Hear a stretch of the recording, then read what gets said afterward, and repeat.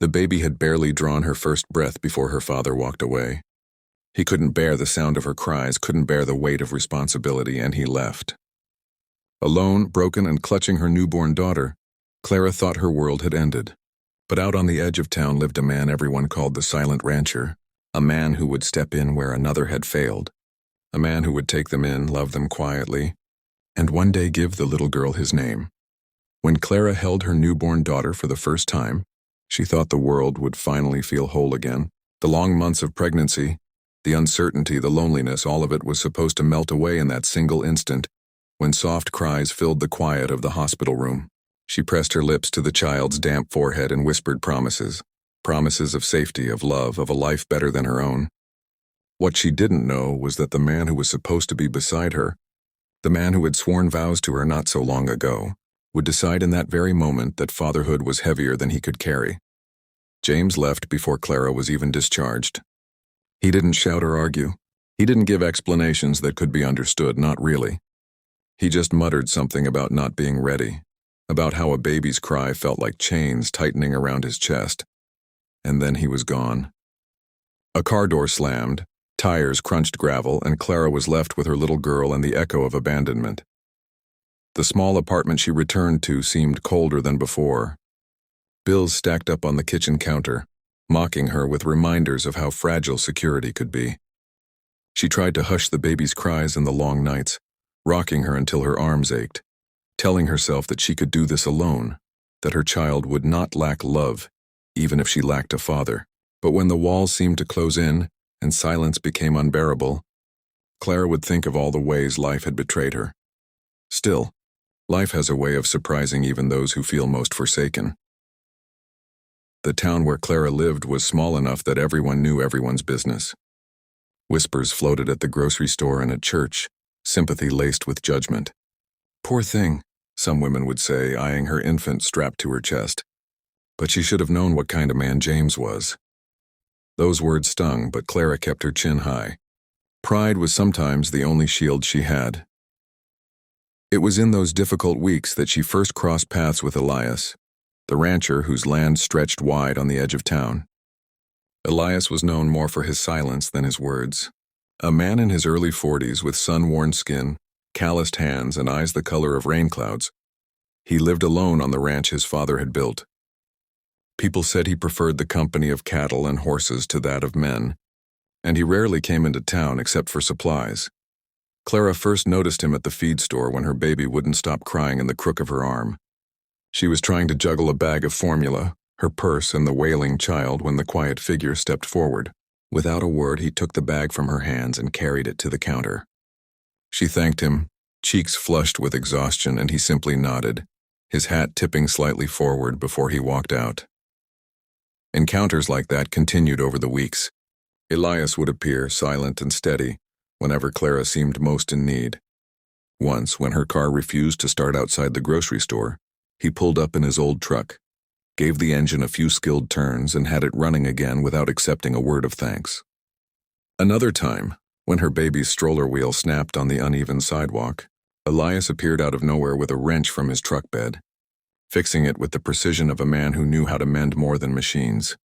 At first, Clara thought it coincidence, but as the days turned into months, she began to feel that Elias was watching, not in a way that threatened, but in a way that protected. Winter settled over the town with a chill that seemed sharper than any before. Clara's apartment heater coughed and sputtered, doing little to fight off the icy air that crept in through the thin windows.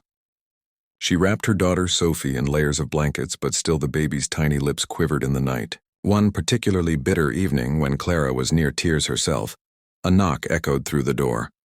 It was Elias. He stood there holding a small heater, the kind sturdy enough to warm a room without fail. "You'll need this," he said simply, setting it inside without waiting for permission. Clara tried to protest, but he shook his head, his expression firm. That was the beginning of something Clara didn't quite understand at first. Elias began visiting more often, always with some practical reason. Firewood stacked neatly outside her door, groceries appearing on her counter when she hadn't had time to shop. A leaky faucet suddenly fixed. He never stayed long, never lingered. but each gesture carried weight far beyond words. Slowly, Clara came to see him as more than just the silent rancher. She saw the way he bent to lift Sophie into his arms, his rough hands surprisingly gentle as the baby nestled against his chest. She noticed the way Sophie stopped crying when Elias was near, as if even the child knew she was safe. And she saw in Elias's eyes, those storm-colored eyes, that he carried loneliness of his own, a longing he never spoke aloud. One evening, after Sophie had drifted to sleep, Clara found herself on the porch with Elias. The stars stretched endless above them, the ranch in the distance silhouetted against the night. She asked him why he kept helping her, why he cared when no one else seemed to. Elias was quiet for a long time, the kind of silence that carried meaning rather than emptiness. Finally he said, "Because I know what it feels like to be left." It was then Clara learned fragments of his past. A wife who had once shared the ranch with him, who had grown weary of the quiet life and left for the city. A child they had dreamed of who never came. Years of solitude, filled only by the rhythm of ranch work and the ache of what might have been.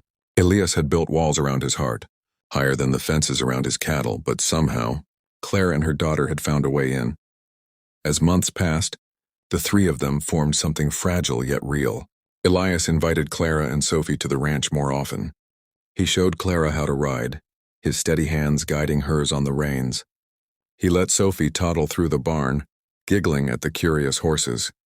The ranch, once silent and somber, began to echo with laughter. But small towns rarely stay silent about new beginnings. Whispers started again, this time about Clara and the rancher. Some wondered how long it would last. Others clucked their tongues at the scandal of a single mother finding comfort so soon. Clara ignored them.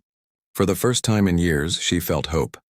And Elias, though he never said much, began to smile more, the hard lines of his face softening. One spring morning, as wildflowers bloomed along the fence line, Elias came to Clara's apartment with an uncharacteristic nervousness in his stance.